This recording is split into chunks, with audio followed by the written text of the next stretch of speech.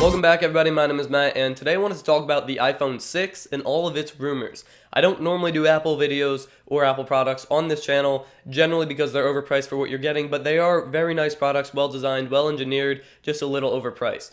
Regardless, if you're a tech enthusiast like myself, you have to pay attention to Apple because they have a very large foot in the tech industry, and what they do and their position that they hold is very important. They can bring almost any technology to the mainstream market because that is their target audience, the masses, the normal everyday person.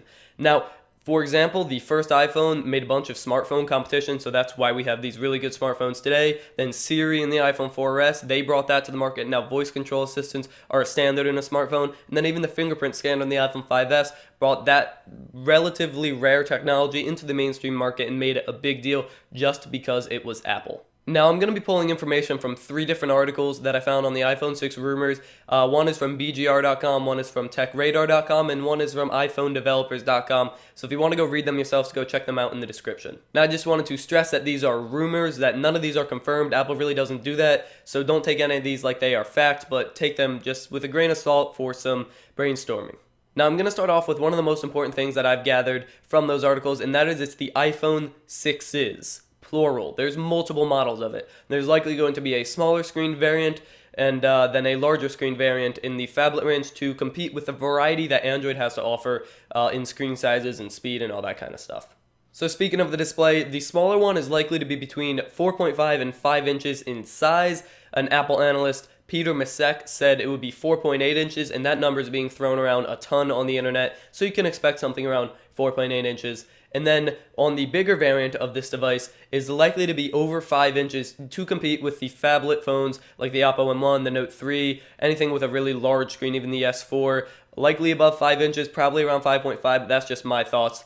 Either way, the screen is most likely going to be a Retina Plus sharp 1080p screen because Apple is just diving into the actual HD screens. It is possible that they do a 900p, which is 1600 by 900 screen, but we're more than likely to see a 1080p screen on these devices. Next up, I want to talk about the construction of the phone. As always, we're going to see some top-notch build quality with the iPhone, possibly liquid metal construction, which is really just a method of making a metal case, which would be very hard to break and sturdy, so that would be good. It's likely to be very thin. There are a few photos being thrown around the internet like this one that show it to be very thin. Those are not real photos, and it's likely not going to be that thin, but it could be. And then lastly, there's probably going to be no physical home button. A lot of devices these days are using capacitive buttons on the screens and on the device, like the HTC one that I have, and it's possible that Apple is using that, so they would still have the little home button logo on the bottom part of their screen, but there would be no button there. You would just press it, and it would sense your heat or the pressure or something, and then it would take you home. So that would be an interesting change to the iPhone lineup.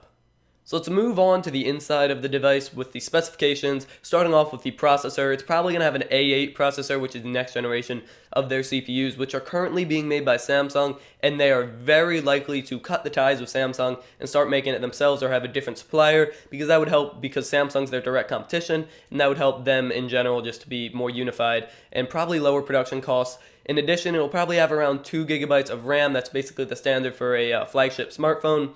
And then probably between a 10 and 15 megapixel camera, because that's also standard for a flagship smartphone. Neither of those were really confirmed, but just numbers being thrown around. And then lastly, iOS 8 is likely to be released at WWDC, and that's probably going to focus on the iPhone 6's hardware and abilities and really get the best of it. And lastly, I just want to talk about a few extra features that the iPhone 6 was rumored to have. The first of which is NFC and 802.11 AC Wi-Fi. Both of those are welcomed features. NFC would be cool to have, and the faster Wi-Fi, of course, would be appreciated. Other than that, it could also have eye tracking software. Now, I know the Galaxy S4 already has that, but Apple could really bring that to the masses and probably advertise it to make it look really good. And then also wireless charging could be a thing with the iPhone 6. They could also release a wireless charger with it, maybe package it with it, or sell it separately for like 80 to 100 bucks. That would be very profitable for them, so I could imagine that. And then lastly, a very slim chance this happens, but it's possible that they curve their screen or the display on the device, because we're seeing that technology. We saw it at CES, we're seeing it in a few phones, and that would be really cool if Apple did that, not just because the device would be better for functionality, but it would drive competition for other companies to compete with them and make curved displays. And then I would just like to see the outcome of that and what other companies develop in competition with Apple.